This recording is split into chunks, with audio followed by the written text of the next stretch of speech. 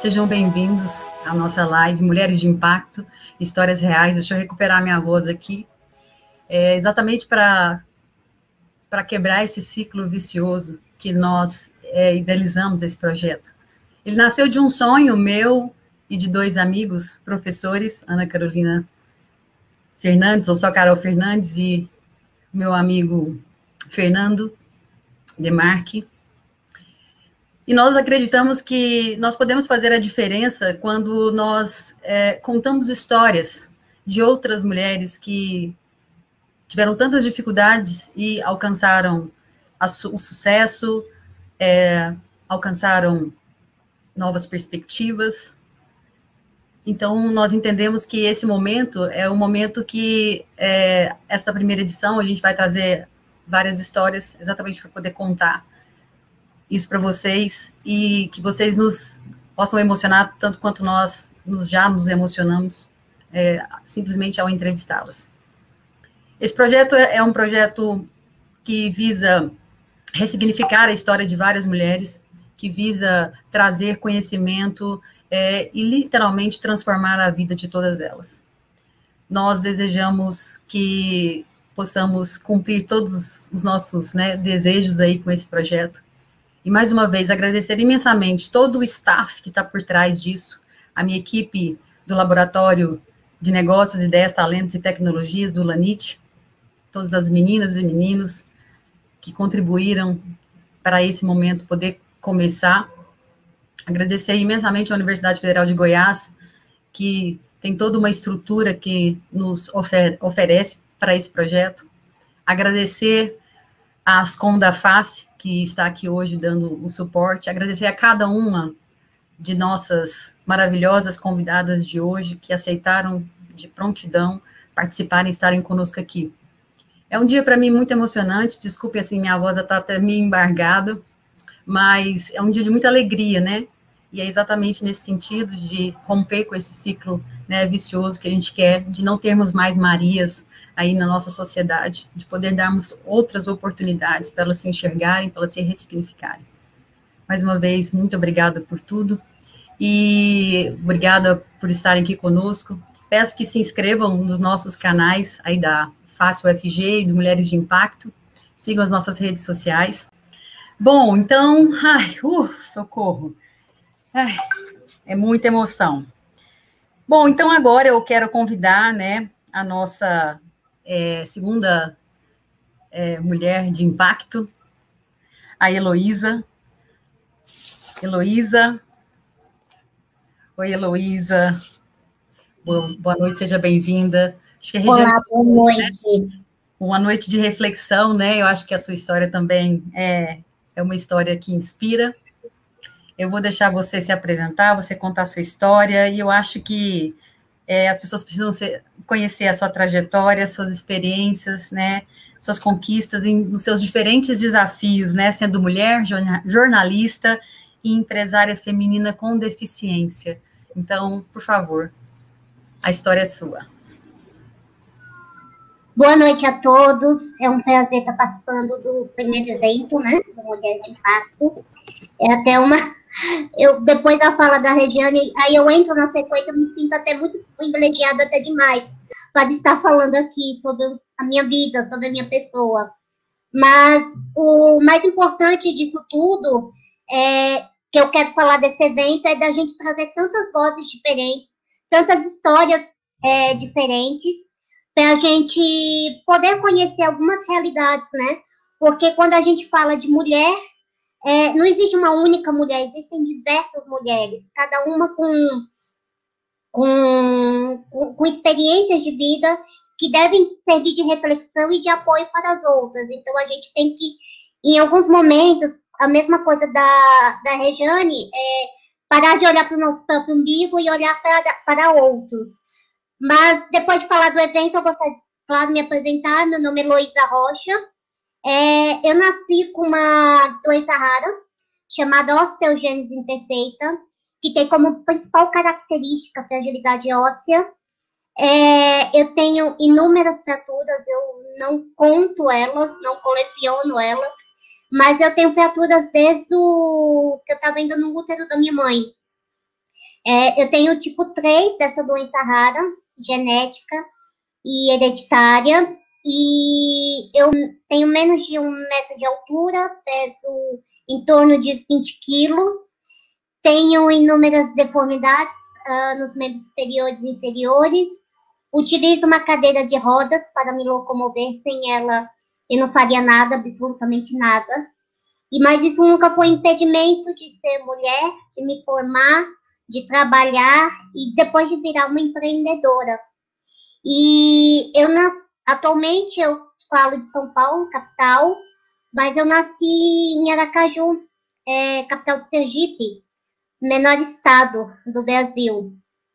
E, bem, eu sou jornalista, além de ter o Moda em Rodas, eu trabalho numa rádio universitária, aqui em São Paulo, sou redatora dessa rádio, trabalho orientando futuros comunicadores, fazendo com que eles aprendam na prática a forma de fazer rádio. E o Moda em Rodas, que começou de uma experiência, de uma vontade de sair da caixinha, né? Porque minha história em Aracaju, quando eu cursei jornalismo, eu tive muita dificuldade no início para estagiar. E é uma coisa que eu gosto de falar muito sobre isso, porque a gente tem uma lei de cotas hoje em dia, mas que ajuda bastante, porém, ela que precisa ser reformulada para pessoas com deficiência grave, por exemplo, ou uma deficiência intelectual. A lei de cotas ela não contempla 100%. Então, eu gostaria até de fazer uma reflexão aqui para vocês. Quantas pessoas com deficiência vocês encontram na mídia? E eu não estou falando de mulheres, eu estou falando independente do gênero. Quantas pessoas estão numa bancada de televisão? Quantas pessoas estão numa novela, num filme? Quantas pessoas com deficiência estão na propaganda? São pouquíssimas comparado à população total de pessoas com deficiência aqui do Brasil. Somos 45 milhões e meio de pessoas com algum tipo de deficiência. Desse total da população brasileira, 15,5% são mulheres. Então, é um número relativamente expressivo. Só em São Paulo, 56% da população com deficiência são mulheres. E a gente tem que parar para pensar muito, falar sobre isso, porque o que acontece? Quando eu estava no 2º ano do curso de jornalismo, eu era a única da minha sala, claro, a única com deficiência da minha sala, e a única que não tinha estágio, porque nenhuma empresa queria me contratar na época, porque achava que eu não teria capacidade de atuar na minha profissão. E eu bati muita porta disso, porque eu precisava, eu queria experiência. Eu sempre falei que eu nunca quis ter o meu diploma para pendurar no meu quarto. Eu não estava me formando só por me formar para ter uma graduação. Eu queria atuar como jornalista, aquela profissão que eu havia escolhido. E aí, achando que eu teria que mudar de curso na época, porque eu achei que jornalismo não seria uma área para mim, para uma pessoa com deficiência e uma deficiência grave, eu fui atrás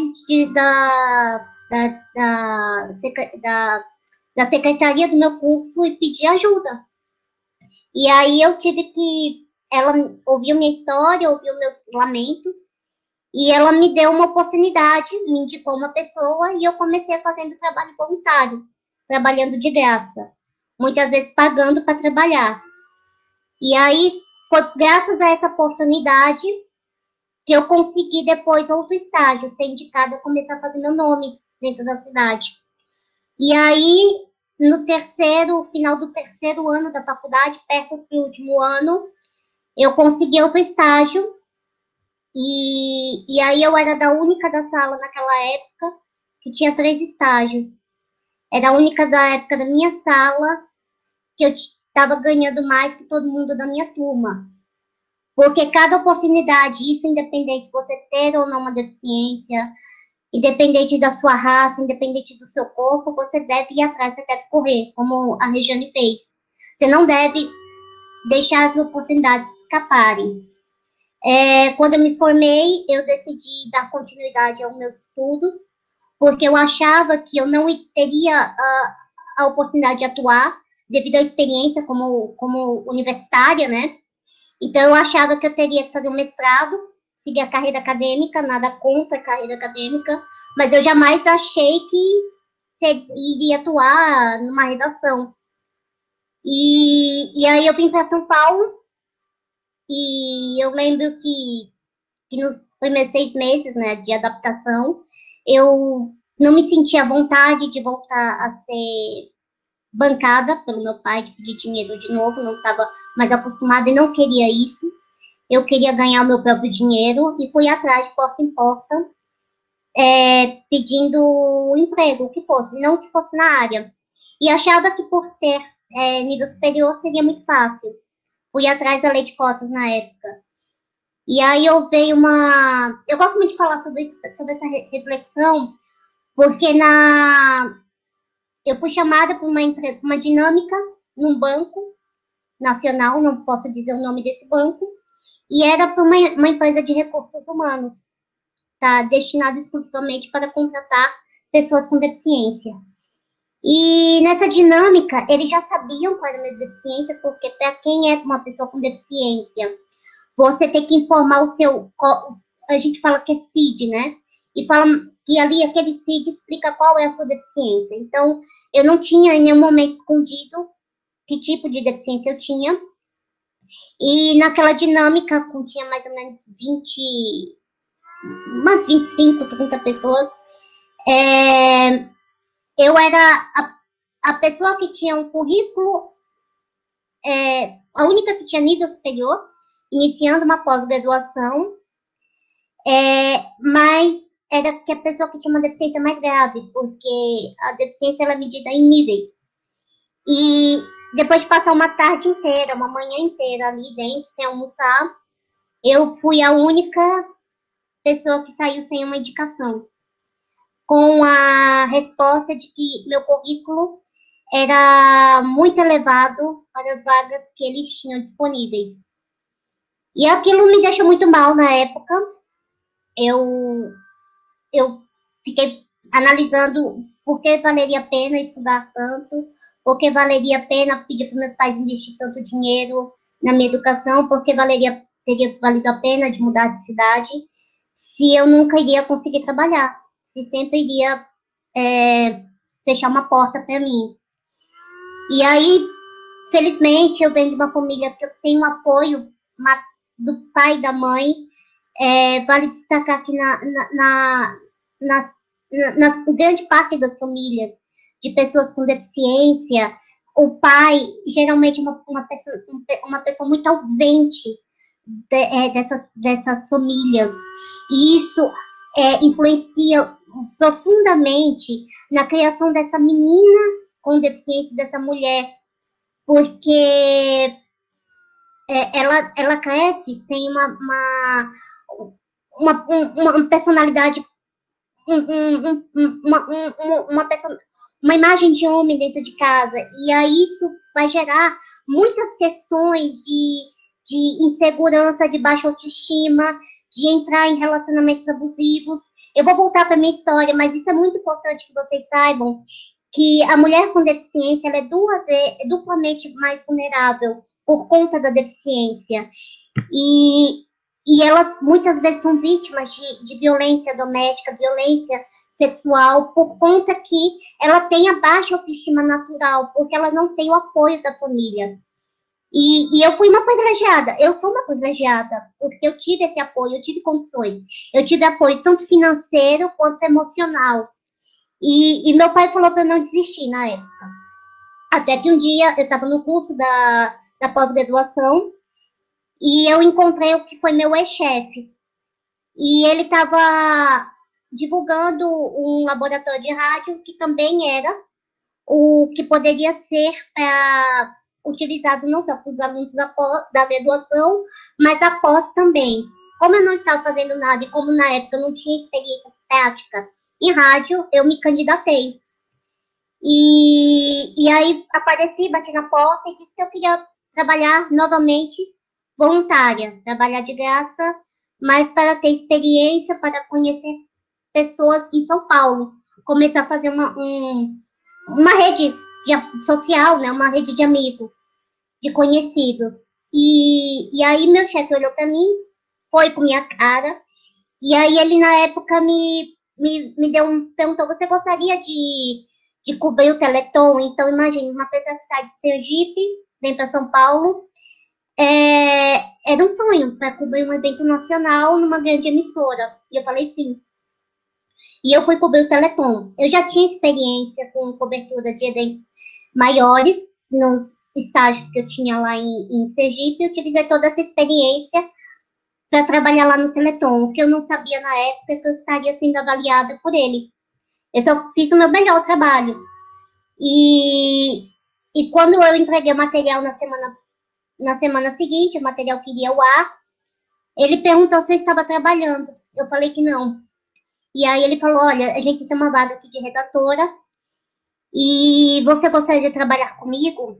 E a gente precisa preencher a lei de cotas. E eu precisava do emprego. E já são quase 12 anos que eu estou dessa emissora. E lá eu fiz muita coisa, hoje sou responsável pelo site, pelas redes sociais, já orientei, fui supervisora de vários quadros, inclusive um dos que mais se destaca é de moda. E aí a Leteia tá aparecendo, eu vou tentar ser rápida. E aí foi a partir daí de 5 anos, quando eu já estava bem estabelecida, eu resolvi criar o meu projeto, que foi o Moda em Rodas. O Moda em Rodas, ele tem 5 anos, foi criado em 2015. Ele trabalha com os 3 pilares. Em prol da moda inclusiva, de trabalhar o resgate da autoestima feminina, principalmente da mulher com deficiência, e de promover uma nova forma de comunicação, um novo olhar para os meios de comunicação da pessoa com deficiência.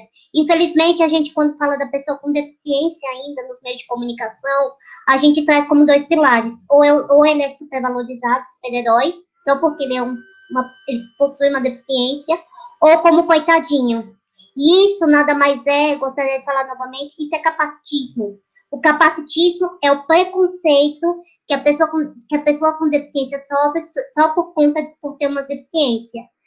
E a mulher com deficiência, então, mais ainda porque ela, como eu já disse, ela é vulnerável e ela tem ainda por cima a sua sexualidade, muitas das vezes negada e questionada, inclusive ela é questionada muitas das vezes se ela é capaz de gerar outra criança, de ser mãe.